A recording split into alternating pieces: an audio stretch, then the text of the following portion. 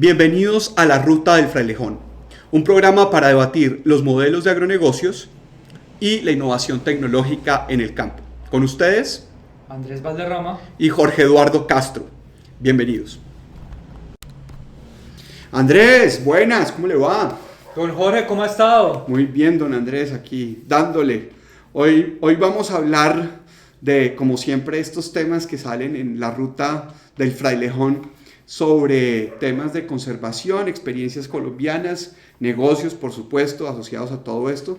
Y el día de hoy traemos la historia del páramo de Monquentiva. Monquentiva, sí señor. Monquentiva, el páramo de Monquentiva como un ejemplo de integración comercial, empresarial y conservación.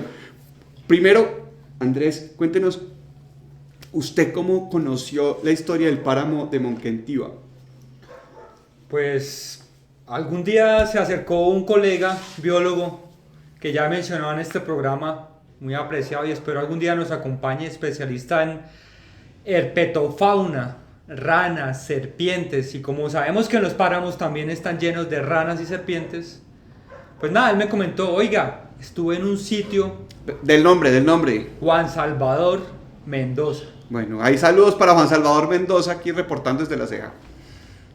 Juan Salvador me cuenta que estuvo en un sitio mágico haciendo un inventario de herpetofauna, porque, pues nada, sus labores de biólogo conservacionista lo llevaron allá. Y él se da cuenta de una mina de agua, básicamente, que fue maltratada y explotada, ¿no? Tiene una historia muy peculiar y particular, y eso es lo que quiero compartir en el programa de hoy, ¿no? ¿Cuál es la historia? ¿Cómo arranca ese pedazo de la historia ahí en el páramo de Monquentiva? El páramo de Monquentiva, pues nada, en la época prehispánica, un sitio sagrado, muy cercano a la laguna de Guatavita, entonces sabremos que para los muiscas y para todos los tribus precolombinas, sitios muy importantes espiritualmente. Una vez empieza el proceso de colonialismo, llegan al páramo de Monquentiva y empiezan un proceso de desecación, desecando cuerpos de agua que hay en un valle muy hermoso en la mitad del páramo. Pues nada, la proyección era, oiga, esto está buenísimo para temas agropecuarios, pongámosle ganado a este asunto. Me imagino yo, ¿no? Eso es en la época colonial, es decir, estamos hablando de Guatavita, ¿no? Cercano, hablando del páramo de Monquentiva. El páramo de Monquentiva queda cerca de Guatavita, entonces Exacto. esta es una zona toda mística para los indígenas Muiscas que estaban en la región. Y vienen los asentamientos españoles y los asentamientos españoles también se dan cuenta que esta es una zona con mucha agua y entonces descubren que este valle tiene potencial agropecuario y entonces empieza la desecación. Exacto. Y en esta llega un ingeniero. En la colonia. En la colonia. Un ingeniero, vea usted que nos lleguen las pullas, carajo. Don Gonzalo de Martos. Don Gonzalo de Martos. Vea usted, don Gonzalo llega con sus buenas ideas de la ingeniería y dice, oiga, ¿por qué no hacemos un diseño hidrológico?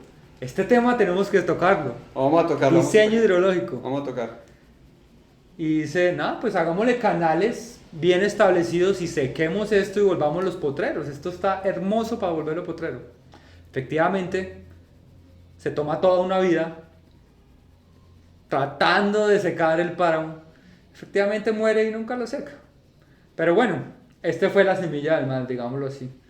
Efectivamente, generación tras generación siguieron trabajando en cómo desecar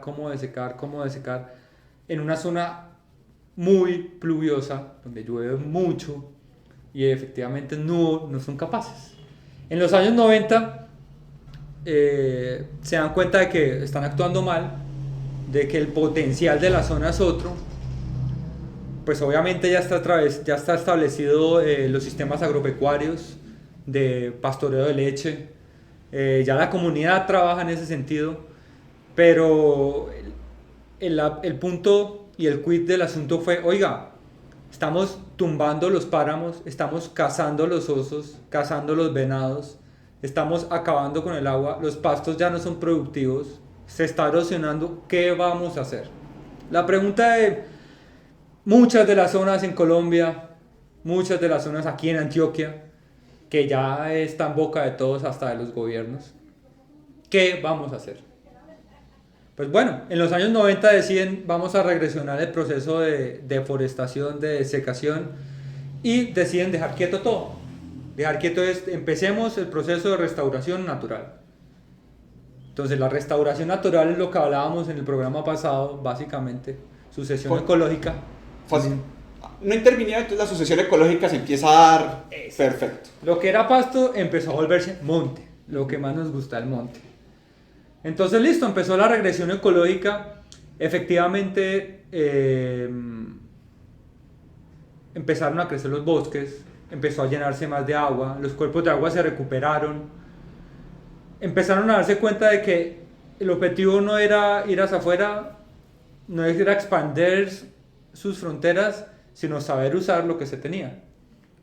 Se dieron cuenta que los pastos más efectivos, más eficientes, eran los del valle, obviamente. Los valles donde todas las montañas recogían su agua y la aportaban al fondo. Y empezaron a trabajar sobre estas ideas. Entonces, de los años 90 a la actualidad empieza un proceso de restauración natural, con poca intervención. Efectivamente se dan cuenta de que la fauna, la grande fauna está desapareciendo, que no hay osos, que no hay venados, que los más pequeños mamíferos ya no se dejan ver. ¿Por qué? Porque pues a pesar de que empezaron esa regresión, hicieron el cambio a ganaderías mucho más eficientes, pues tenían que comer. Pues ¿qué se come uno? Lo que esté más cerca y a la mano, pues comámonos un oso, comámonos un venado, delicioso, ¿no? Efectivamente no había formas de subsistir. Y nada, empezó a desarrollarse un proyecto muy bonito con intervención del gobierno, de las corporaciones autónomas, del Instituto Humboldt. Todas las miradas se voltean a esa cuenca, dado que parte del agua todas estas aguas que vierten el páramo de Mactos, la laguna de Mactos en un principio, después de los efectos de desecación, el pantano de Mactos, o el pantano de Montienquiva, o el páramo de Montienquiva, todas estas aguas se vierten hacia el río Orinoco, son el inicio de lo que es el río Orinoco. Entonces, hablando de los llanos, ¿no? Vertientes llano. Empieza el proceso de regresión, y aquí es donde los mismos campesinos dicen, oiga, dejemos de tumbar monte, volvamos a estos valles y hagámoslos producir mucho. ¿De qué manera? Entonces listo, empezaron las asesorías, la ola verde, póngale químicos, que eso crece bueno, póngale urea, los pastos explotados, los pastos poco productivos, desgastados de tanto tratamiento químico, el mismo problema de siempre. Decían, oiga, ¿y si nos pasamos a los modelos orgánicos, la creación de bioles, la fertilización con otros sistemas orgánicos? Entonces, por iniciativa propia empieza la producción de microorganismos eficientes, la producción de composiciones, fermentados orgánicos que dan aportes esenciales a los pastos, y empiezan a ver que simplemente los pastos se empezaron a recuperar, empezaron a ser más productivos. Su ganado empezó a producir mucha más leche en menos terrenos. Y al darse cuenta de todo esto, el gobierno, adicionalmente con sus intervenciones, decide implementar programas de conservación, en donde el que conserva es el campesino, en donde el que hace los monitoreos es el cazador. Y es aquí donde se inicia uno de los programas más bonitos, y que de verdad yo quisiera decirle a todas las personas que están en la sabana, vayan, visiten este sitio. Es una de las banderas más grandes de seguimiento al oso andino. Es uno de los sitios con las poblaciones más grandes de osos andinos. Es uno Perdón. Para ahí, porque está diciendo una cosa que quiero dejarlo respirar. Estamos diciendo que después de que el páramo se estaba intentando desecar, que lo dejan reforestar, que empieza a haber sucesión ecológica, que ya no había mamíferos, que se estaban cazando, que se los estaban comiendo, ellos dicen, no, venga, mejoremos nuestro proceso productivo en el valle, saquémosle más platica por metro cuadrado, y aquí arriba empieza de nuevo a recuperarse, no solamente el monte, que es muy lindo, sino del monte empieza a volver a recuperarse el oso andino, el oso de anteojos, ¿no? El oso de anteojos. El oso de anteojos. Y ahora hay un proceso de seguimiento de oso de anteojos ahí. ¿Qué significa un tema de seguimiento de oso de anteojos en el páramo de Montequíba? Sencillo. Ver un oso es difícil, lo sabemos. O sea, yo llevo buscando osos en los páramos 10 años de mi vida. No he visto el primero. Siempre llego, encuentro sus heces calientes, encuentro el sitio donde comió, pero no veo el oso. Entonces me dice, pucha, ¿cómo hago para hacer el oso? Pues los biólogos inventaron, pues no los biólogos, la tecnología de una herramienta muy interesante para la biología es, pues pongo una cámara que se active sola con el movimiento. Así fue. En el páramo de Montequíba se inició un proceso de seguimiento por fototrampeo, en donde instalaron, no sé, 20, 30 cámaras trampa y empezaron a controlar y a monitorear las poblaciones de osos. Algo muy particular es que los osos no se prestan las gafas, cada uno tiene una seña diferente. Un ojo parchado, dos ojos parchados, un parche grande, un parche pequeño, una mancha en la pata, una mancha en el brazo, una mancha en el pecho. Entonces es fácil identificar y caracterizar a estos individuos para saber que este no es el mismo que pasó por la otra. O puede ser el mismo. De pronto este se presentó en la primera cámara a 2 metros de la carretera y se presentó 15 días después en la última cámara 15 kilómetros dentro del bosque. Vaya usted a saber, eso lo saben ya las personas que hacen el seguimiento del proyecto. Pero el punto bonito es este. Se dieron cuenta de que los osos volvieron. Oiga, pues pucha, hay que hacer algo. Hay que impulsar este turismo. Esto es un ecoturismo sano. Es una vaina hermosa. Ahí fue que yo entré en curiosidad y dije, no, yo tengo que ir a conocer este pantano. Tengo que ir a este páramo. Tengo que ir a ver los bosques y obviamente a seguir mis orquídeas. Como sabes, yo soy fascinado de las orquídeas. Y siempre en los sitios más remotos están las joyas más preciosas.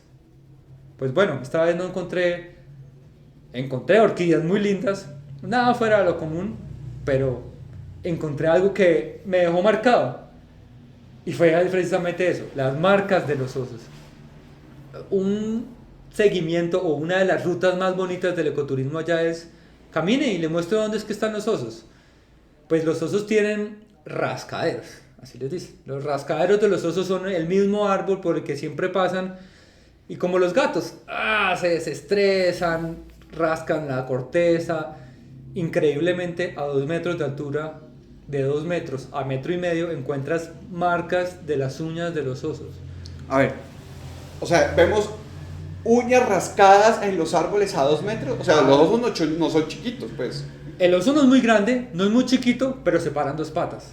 Sí. Y su actitud es esa, simplemente pararme en 2 patas, Claro. y ¡ay, qué pereza! Y me rasco contra el árbol y dejo mi marca. Y pues de paso marco territorio. Bueno, eso tiene muchas implicaciones en la vida del oso que yo no soy experto en el tema, pero de pronto algún día alguien nos pueda hablar de eso. Ojalá, sí. Pero para que queden con la duda, esta es una de las banderas de este intento de la ingeniería, que ahora cambiaron el chip.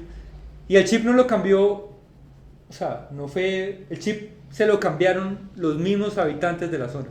Al darse cuenta que después de, no sé, 50 o 100 años de tratar de manipular la naturaleza, no, pues se vieron manipulados por la naturaleza. Pero no tuvieron que dejar su actividad principal, y ese es el punto importante. Y aquí es donde quiero resaltar algo. Siguieron siendo ganaderos, lecheros, increíblemente son el distrito más productivo en litros de leche en comparación al resto de distritos en Guatavita. O sea, esto es increíble. O sea, tienen una alta productividad, entonces tienen el negocio principal, sigue siendo ganadería, de relativa alta montaña, de leche, pero además eso lo hicieron presionados por una convicción de que la leche y el agua van de la mano, que quien produce agua es el páramo, que el proceso de intentar convertir las zonas de agua en pasto no era bueno para su negocio, que había que dejar que el proceso natural del ciclo del agua se volviera a reconstruir, que para eso había que no intervenir las zonas de agua, es decir, parar el proceso de secación de pantanos, y a partir de eso, en ese tema de convivencia, de reconvivencia con el páramo, empiezan a construir una relación también con el ecoturismo del páramo, y lo combinan con un tema de investigación científica que, si te entiendo bien, es fototrampeo, ¿sí? Porque lo que no se ve es como lo que no existe, entonces vamos a verlo, vamos a recompensarnos, pero además está el tema de estas rutas ecoturísticas de seguimiento de osos, que su merced, que lleva 10 años, no ha podido verlo, pero todavía seguimos en ese esfuerzo. Espectacular, ese es un proyecto muy... Te faltó un punto muy importante. ¿Qué? Dejaron de cazar el oso para protegerlo. Es su bandera. Claro, entonces ahora el negocio, entre comillas, porque no es el negocio principal, es que haya muchos osos para que más gente vaya, conozca, seguramente tome leche allá, y entonces ahora el tener osos y no el cazar osos es lo que se vuelve su elemento principal. Me parece espectacular la experiencia de ellos. Además hay orquídeas, doctor, de esas que le gustan a usted. Una hermosura. O sea que el que va a mirar rascaderos de osos también va a poder... Se las va a encontrar. Y si es cuidadoso, va a ver las más pequeñas, que son las más lindas. Las más pequeñas, las más lindas. Bueno, pues después hablamos de orquídeas, porque ahí sí que vamos a hacer como... ¿Cuántos episodios? Ay. Bueno, vamos a hacer varios episodios de orquídeas, además orquídeas en los páramos. Bueno, yo quiero tocar un punto que, no sé, se me hace crítico, es algo importante. Y aquí hago la cuña y dejo la espina. ¿Cuál es el objetivo de los entes de conservación en cercar con alambre de púas alrededor de 10, 20 kilómetros de una carretera que es la entrada a la comunidad? La misma comunidad se pregunta ¿por qué? ¿Por qué ponen cercas de alambres de púas en 20 kilómetros de la entrada desde de la carretera de entrada hasta la comunidad, en un sitio donde es paso de osos, venados y demás animales? O sea, cualquier biólogo con un sentido de conservación se va a dar cuenta de que no hace falta una cerca para que el ganado no se pase en sitios donde no hay ganado. Pero por favor, dejemos de poner elefantes blancos. Esto no hace falta, esto no aporta a la conservación. Bueno, ahí vamos a dejar esa puya del tema del tema de la intervención tan eficiente de nuestros amigos del gobierno y las corporaciones, porque en eso vamos a encontrarnos como varias experiencias más adelante. ¿Cómo es que usted está diciendo esto surge principalmente desde la comunidad? Claro, vienen las instituciones después de muchos años, intervienen, finalmente pues todos se quieren tomar la foto con la campeona, la medallista de oro. Si el páramo lo cuida la comunidad, pues imposible que por una entidad de conservación no quiera ir donde ya la gente ha hecho su ejercicio y donde ya la gente tiene su medalla. Pero hay temas de investigación. ¿Quiénes están haciendo los temas de investigación ahí también? Tenemos muchas organizaciones, tenemos la Corporación Autónoma de Cundinamarca, la CAR, tenemos el Instituto Humboldt, tuvimos a la Universidad de los Andes con todo su grupo de botánica y biología, tuvimos a la Fundación Natura haciendo intervención también. Esos son los que recuerdo en este momento. Pero sí, hay muchos actores, hay muy buenas cosas. Una pequeña cosa de criticar, no hace falta, no sobra pues. Pero el balance general es el humano contra la naturaleza. Uy, ese es todo otro episodio, el humano. Porque ahí usted me está diciendo que el humano no hace parte de la naturaleza, y ahí me toca esos temas que toca seguir masticando entre los dos. Pero bueno. Sí, porque finalmente, digamos, el humano también se da cuenta y toma decisiones como las que usted está mostrando. Exacto. Y esos también son humanos, esos no fueron alienígenas los que pusieron fototrampas y los que van a mirar rascadero de osos, también son humanos. Son humanos, sí señor. Terminemos esta charla porque quiero volver a hacer la invitación que usted hizo, y es a todas las personas que puedan, que conozcan, que se nos vuelva como una imagen, el páramo de Matos o el pantano, Monquentiva. El pantano de Mantos o el de Montenquiva. Hombre, y hasta los ingenieros deberían ir allá a hacer un ejercicio de por qué no deberían intervenir los páramos, clases de intervención hidrológica. Vamos a trabajar en ese tema de hidrología también algún día, mucho, aquí en este espacio. Por el momento, la invitación queda para que vayan y visites al páramo de Montenquiva, para que compren leche a los de la gente del páramo de Montenquiva. Deberían tener un tema de origen con un oso de anteojos como bandera. Vamos a ver si contactamos a alguien de allá para que pongan un tipo de yogur. Hombre, y que se tomen la foto con los rascaderos. Bueno, si no pueden con el oso. Que si no pueden con el oso. Y si conseguimos más información, vamos a ponerla aquí en este episodio, en el programa. Por aquí dejamos. Ilustres, muchas gracias por seguir acompañándonos en este esfuerzo de la ruta del Frailejón. Gracias a todos por escucharnos y nos vemos en el próximo programa. Un tema más. Un tema menos. Y con ustedes, Jorge Eduardo Castro Corbalán. Andrés Valderrama. Por favor, escríbanos a agrocapitalismo@gmail.com.